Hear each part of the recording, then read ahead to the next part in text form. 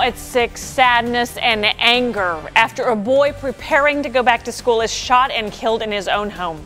This one gets me angry. It gets me even more mindful of all we need to do to stop gun violence in this city.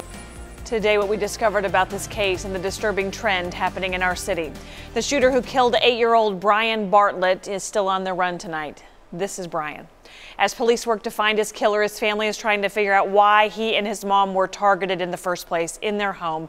41 Action News reporter Andres Gutierrez is live where Brian was supposed to start school this week. Andres?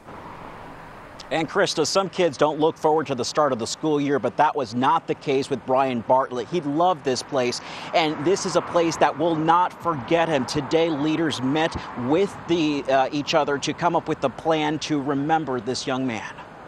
Today, detectives canvassed the South Kansas City block where Brian Bartlett was killed in a hail of gunfire that pierced his bedroom exactly 1 month before his 9th birthday. You hear gunshots every now and then, but I never thought anybody would get killed, especially on this block. Neighbors would often see the 8-year-old boy and his mom, who was shot in the leg, walking to the store and to Centre Elementary. Love learning, love robotics. He was a member of the 3rd grade robotics team with his teacher that he would have looped up with.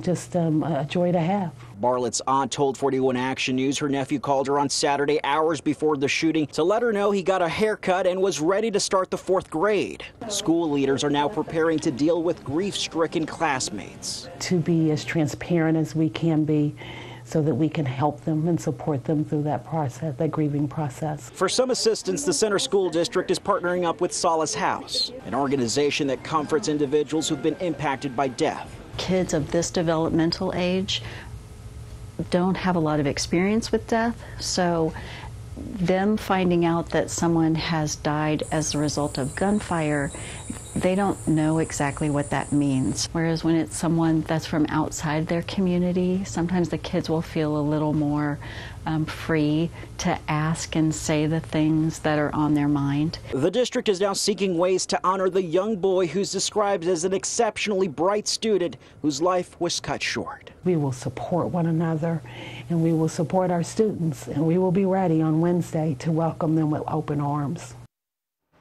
And one way that they are supporting these kids is by having grief counselors who will be here on the first day of school on Wednesday. They'll also be in attendance at an open house set for tomorrow. A GoFundMe account has been set up to help with funeral expenses and to transport the boy's body back to California, where he's originally from. Reporting live in South Kansas City, Andres Gutierrez, 41 Action News.